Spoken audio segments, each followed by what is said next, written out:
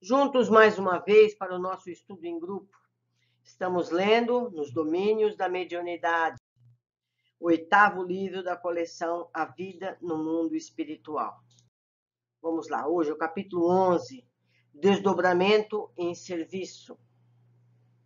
Chegará a vez do médium Antônio Castro. Profundamente concentrado, denotava a confiança com que se oferecia aos objetivos de serviço. Aproximou-se dele o irmão Clementino e, à maneira do magnetizador comum, impôs-lhe as mãos, aplicando-lhe passes de longo circuito. Castro, como que adormeceu devagarinho, interessando-se-lhes os membros.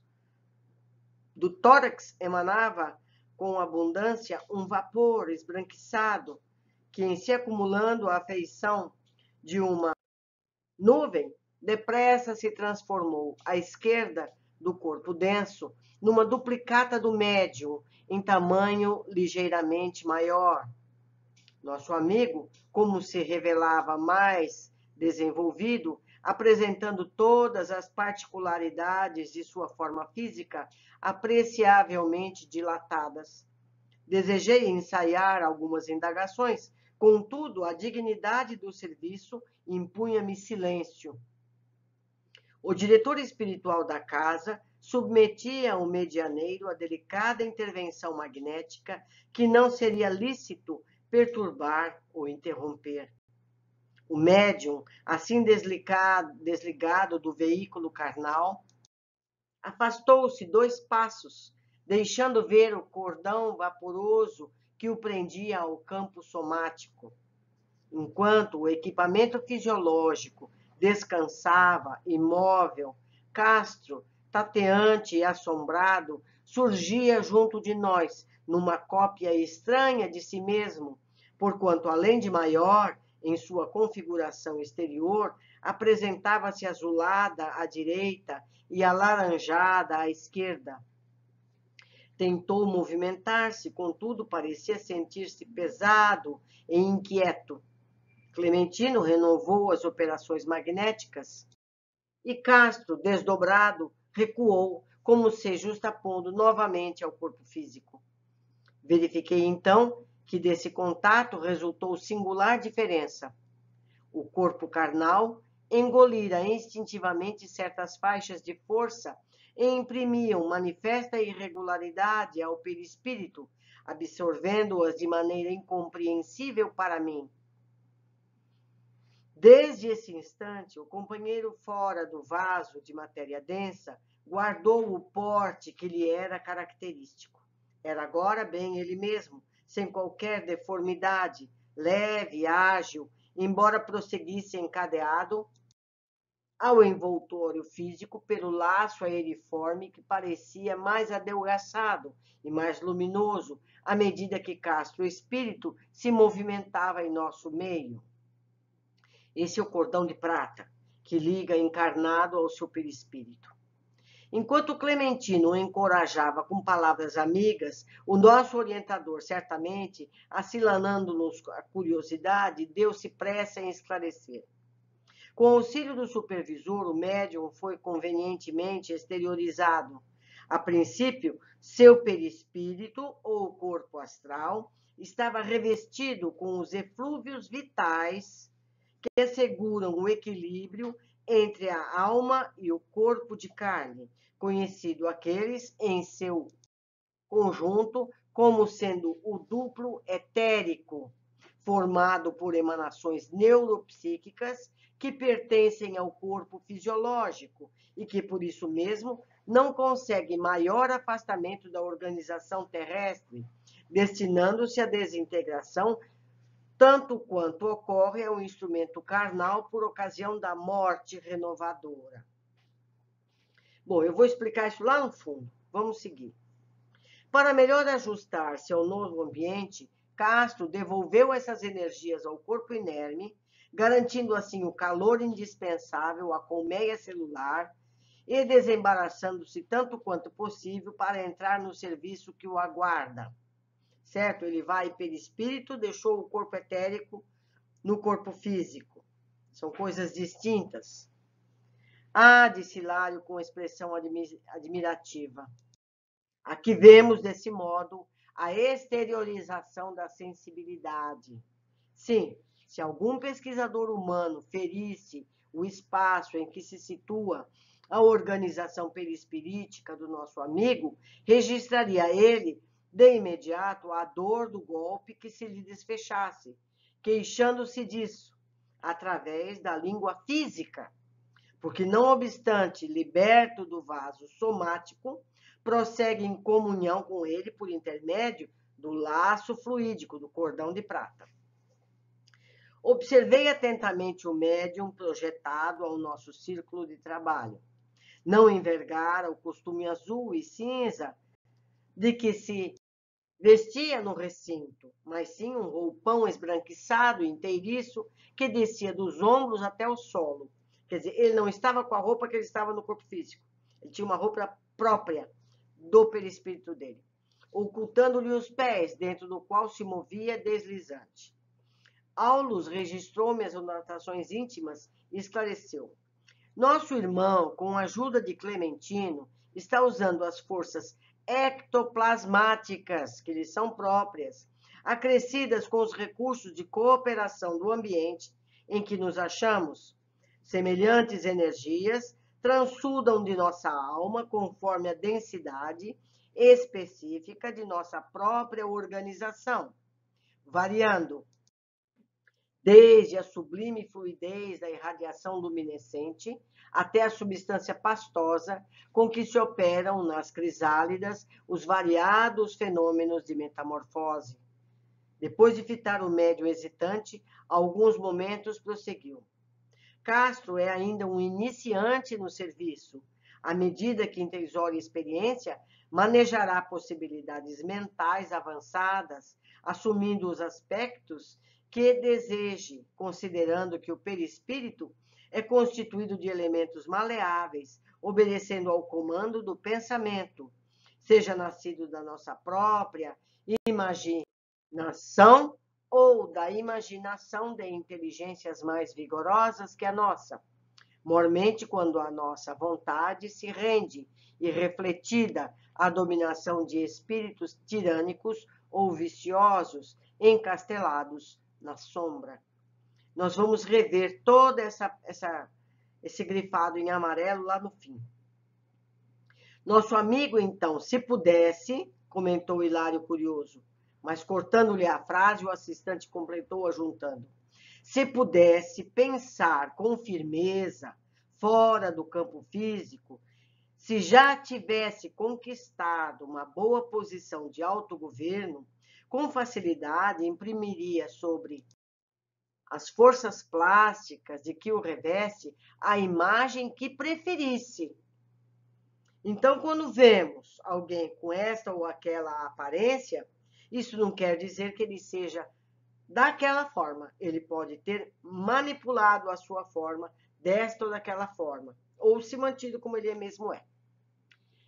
Aparecendo ao nosso olhar como melhor lhe aprovesse, porque é possível estampar em nós mesmos o desenho que nos agrade. É por isso que quando a gente encontra familiares desencarnados, eles estão mais jovens, mais velhos, segundo eles desejam, e muitas vezes eles estão de uma forma no plano espiritual, mas para serem reconhecidos para os familiares, eles mudam a forma quando aparecem em sonhos, por exemplo, não é? Ele pode parecer como ele parecia quando encarnado. Sim, ponderei, importa reconhecer, contudo, que esse desenho, embora vivo, não é comparável ao vestuário em nosso plano.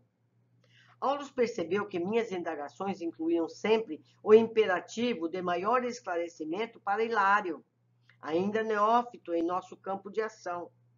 E talvez por isso procurou fazer-se tão claro e minucioso quanto possível, acrescentando: de modo nenhum, o pensamento modelará a forma que nos inclinamos a adotar.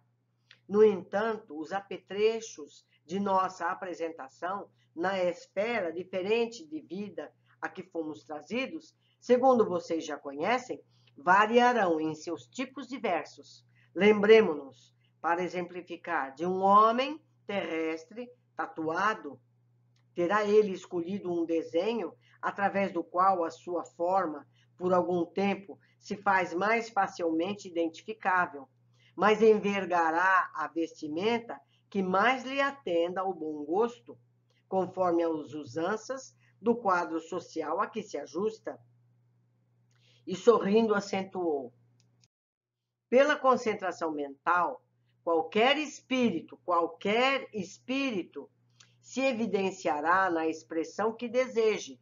Todavia, empregando nossa imaginação criadora, podemos e devemos mobilizar os recursos ao nosso alcance, aprimorando concepções artísticas no campo de nossas relações uns com os outros. A arte, tanto quanto a ciência entre nós, é muito mais rica do que no círculo dos encarnados e, por ela, a educação se processa mais eficiente no que tange à beleza e à cultura.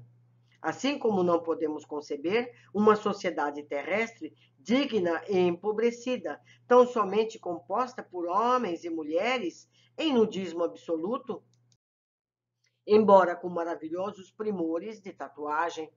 É preciso considerar que os indivíduos de nossa comunidade, não obstante dispondo de um veículo prodigiosamente esculpido pelas forças mentais, não menoscabam as excelências do vestuário por intermédio das quais selecionamos emoções e maneiras distintas. Não podemos esquecer que o progresso é trabalho educativo. A ascensão do espírito não seria regresso ao empirismo da taba. Aulo silenciou. O médium, mais à vontade, fora do corpo denso, recebia as instruções que Clementino lhe administrava paternal. 2 guardas aproximaram-se dele e lhe aplicaram à cabeça um capacete em forma de antolhos, para ele não ver. Para a viagem que fará, avisou-nos o assistente, Castro não deve dispensar a atenção. Principiante ainda nesse gênero de tarefa, precisa instrumentação adequada para reduzir a própria capacidade de observação, de modo a interferir o menos possível na tarefa a executar. Importante detalhe. Vimos o rapaz, plenamente desdobrado, alçar-se ao espaço, de mãos dadas, com ambos os vigilantes. O trio volitou em sentido oblíquo, sob nossa confiante expectação. Desde esse momento, demonstrando manter segura comunhão com o veículo carnal, ouvimos-lo dizer através da boca física: seguimos por um trilho estreito e escuro. É o que ele via lá, lembrando que ele está com a visão diminuída. Ah, tenho medo, muito medo. Rodrigo e Sérgio amparam-me na excursão, mas sinto receio. Tenho a ideia de que nos achamos em pleno nevoeiro. Estampando o rosto sinais de angústia e estranheza, continuava. Que noite é essa? A escuridão parece pesar sobre nós. Ai de mim, vejo formas desconhecidas agitando-se embaixo, sob nossos pés. Quero voltar. Não posso prosseguir, não suporto. Ele é um principiante, por isso. Mas Raul, sob a inspiração do mentor da casa, elevou o padrão vibratório do conjunto numa prece fervorosa, em que rogava ao alto forças multiplicadas para que o irmão em serviço. Junto de nós, Aulus informou. A oração do grupo, acompanhando-o na excursão, é transmitida a ele de imediato. Constitui-lhe abençoado tônico espiritual. Ah, sim, meus amigos, prosseguia Castro, quase o corpo físico lhe fosse um aparelho radiofônico para comunicações à distância. A prece de vocês atua sobre mim como se fosse um chuveiro de luz. Agradeço-lhes o benefício. Estou reconfortado. Avançarei. Interpretando os fatos sob nossa observação, o assistente explicou. Raros espíritos encarnados conseguem absoluto domínio de si próprios, em romagens de serviço edificante, fora do carro da matéria densa. Habituados à orientação pelo corpo físico, ante qualquer surpresa menos agradável na esfera de fenômenos inabituais, procuram instintivamente o retorno ao vaso carnal, à maneira de molusco que se refugia na própria concha diante de qualquer impressão em desacordo com seus movimentos rotineiros. Castro, porém, será treinado para a prestação de valioso concurso aos enfermos de qualquer posição. Enquanto assinalávamos o apontamento, a voz do médium se elevava no ar, vigorosa e cristalina. Que alívio! Rompemos a barreira de trevas. A atmosfera está embalsamada de leve aroma. Brilham as estrelas novamente. Oh, é a cidade de luz. Torres fulgurantes elevam-se para o firmamento. Estamos penetrando um grande parque. Oh, meu Deus, quem vejo aqui a sorrir-me? É o nosso Oliveira? Como está diferente, mais moço? Muito mais moço. Lágrimas copiosas banharam o rosto do médium, comovendo-nos a todos. No gesto de quem se entregava a um abraço carinhoso, de coração a carinhoso, o medianeiro continuou. Que felicidade, que felicidade! Oliveira, meu amigo, que saudades de você. Por que razão teríamos ficado assim, sem a sua cooperação? Sabemos que a vontade do Senhor deve prevalecer, mas a distância tem sido para nós um tormento. A lembrança do seu carinho vive em nossa casa. Seu trabalho permanece entre nós como inesquecível exemplo de amor cristão. Volte, venha incentivar-nos na sementeira do bem. Amado amigo, nós sabemos que a morte é a própria vida, no entanto, sentimos sua falta. A voz do viajante, que se fazia ouvir de tão longe, entrecortava-se agora de doloridos soluços. O próprio Raul Silva mostrava igualmente os olhos marejados de pranto. Aulus deu-nos a conhecer quanto ocorria. Oliveira foi um abnegado trabalhador desse santuário do Evangelho, explicou. Desencarnou há dias e Castro, com a aquiescência dos orientadores, foi apresentar-lhe as afetuosas saudações dos companheiros. Demora-se em refazimento ainda, inapto, a comunicação mais íntima com os irmãos que ficaram, mas poderá enviar a sua mensagem por intermédio do companheiro que o visita. Então, ele faleceu há poucos dias. Ele não podia ir lá incorporar ou fazer uma psicografia. Por ser muito amado, foi dado essa possibilidade. Então, o rapaz foi lá, ouvia ele falar, repetia o que era dito, e através do cordão de prata, essa comunicação chegava aos lábios do médium, sentado junto aos demais. Muito interessante. Abrace-me sim, querido amigo, prosseguia Castro, com inenarrável inflexão de ternura fraterna. Estou pronto, direi o que você deseja, fale e repetirei. E recompondo-se na atitude de quem se devia fazer intermediário digno, modificou a expressão fisionômica, falando cadenciadamente para os circunstantes. Meus amigos, que o Senhor lhes pague. Estou bem, mas na posição de convalescente, incapaz de caminhada mais difícil. Sinto-me reconfortado, quase feliz. Indiscutivelmente não mereço as dádivas recebidas, pois me vejo no grande lar, amparado por afeições inovidáveis e sublimes. As preces do nosso grupo alcançam-me cada noite, como projeção de flores e bênçãos. Como expressar-lhe gratidão se a palavra terrestre é sempre pobre para definir os grandes sentimentos de nossa vida? Que o Pai os recompense. Aqui onde me encontro, vim reconhecer mais uma vez a minha desvalia, e agora concluo que todos os nossos sacrifícios pela causa do bem são bagatelas, comparados à munificência da divina bondade. Meus amigos, a caridade é o grande caminho. Trabalhemos. Jesus nos abençoe. A voz de Castro apagou-se-lhe nos lábios, e daí a instantes vimos-o regressar, amparado pelos irmãos que o haviam conduzido, retomando o corpo denso com naturalidade. Reajustando-se, qual se o vaso físico o absorvesse de inopino, acordou na esfera carnal, na posse de todas as suas faculdades normais, esfregando os olhos como quem desperta de grande sono. O desdobramento em serviço estava findo, e com a tarefa terminada, havíamos recolhido preciosa lição. Muito interessante esse tipo de mediunidade, não é mesmo? Não é muito comum, mas é muito interessante. Observações. Cada capítulo deste livro nos fala sobre um tipo de mediunidade. Este fala sobre os desdobramentos. Em oportunidades anteriores, falamos sobre o sono nos centros espíritas. E temos aqui um exemplo de serviço durante o sono. Castro, como que adormeceu devagarinho, em desdobramento seria útil mediunicamente. O orientador explica a André e Hilário o que se passou com o médium ao desdobrar-se.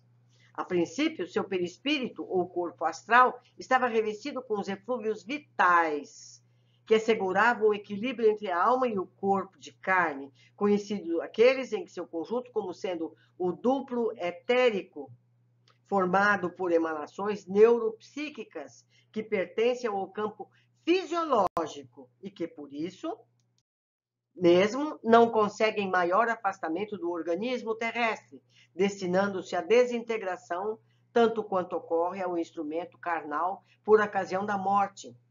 Então, vemos aqui, além do perispírito, temos o duplo etérico. Este faz parte do campo fisiológico.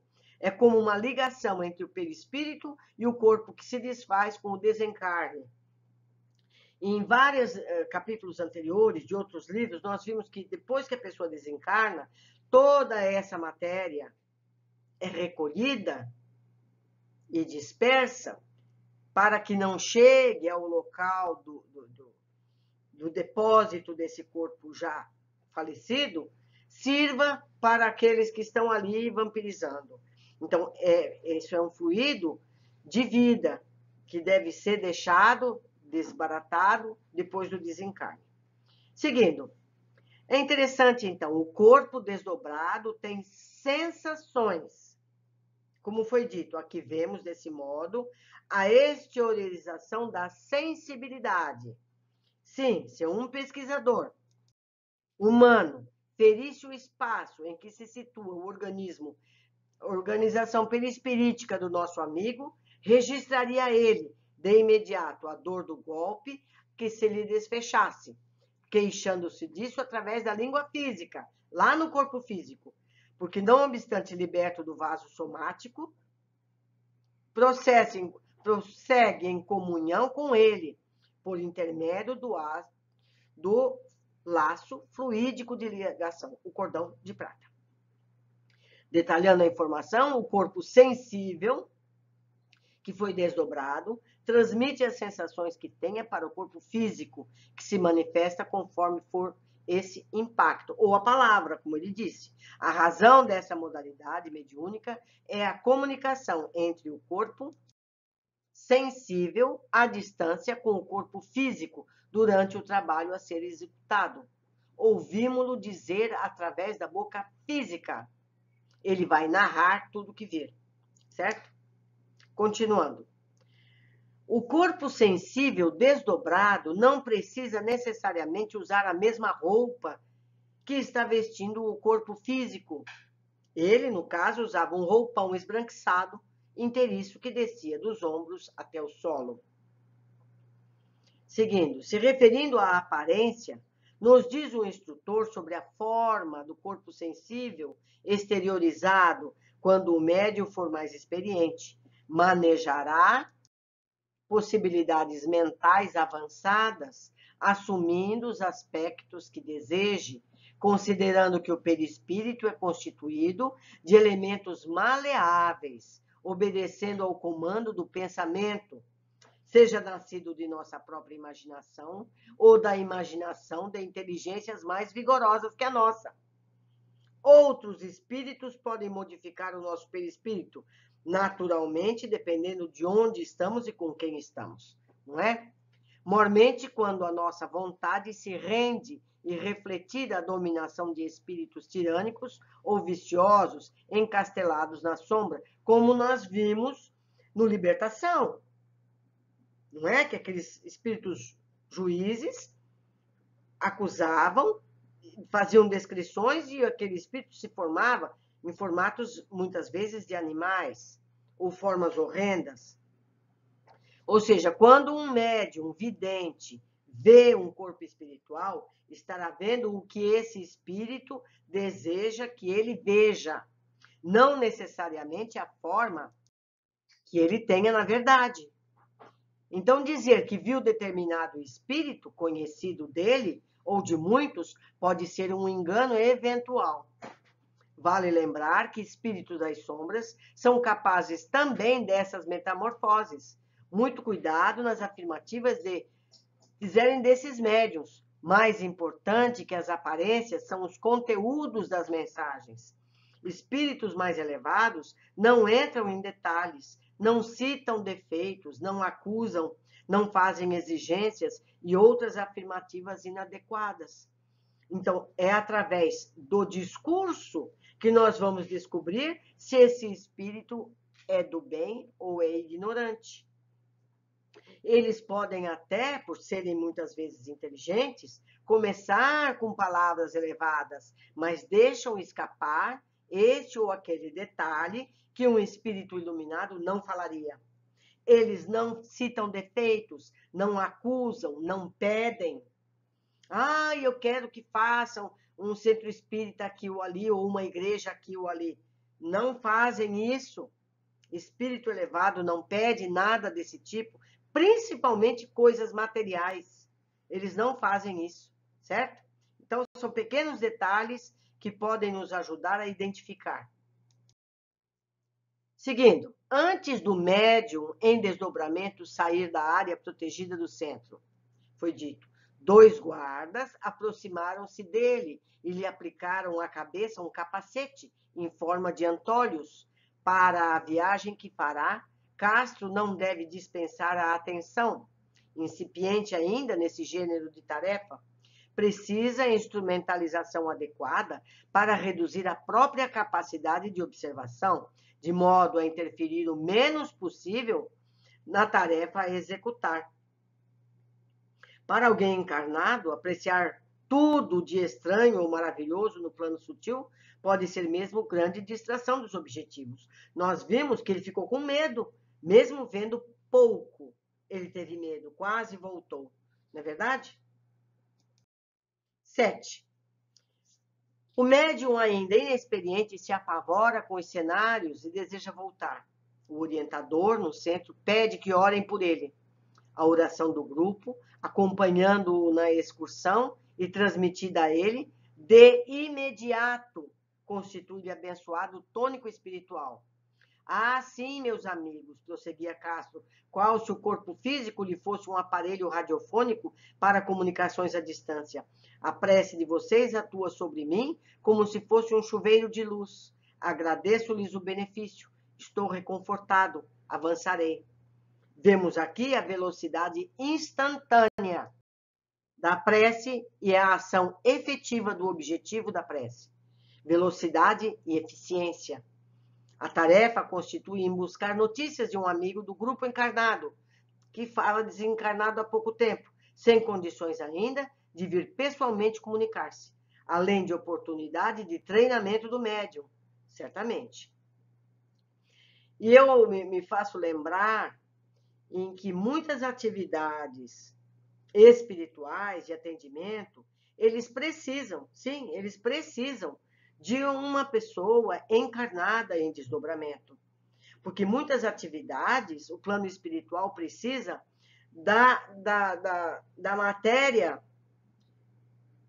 não dá para dizer pseudofísica do médium, da energia do encarnado, para que possa atuar em outro encarnado. Certo? Os planos, eles têm limites da ciência física. O plano espiritual não consegue agir materialmente sem que uma energia material exista. Certo? Então, por isso, o nosso ectoplasma muitas vezes é usado para essa finalidade. Fico por aqui, deixo meu e-mail, meu contato. Espero que vocês me ajudem, porque os livros vão ficando cada vez mais complexos. Todos precisamos nos ajudar mutuamente. Um abraço carinhoso a todos e até o nosso próximo capítulo.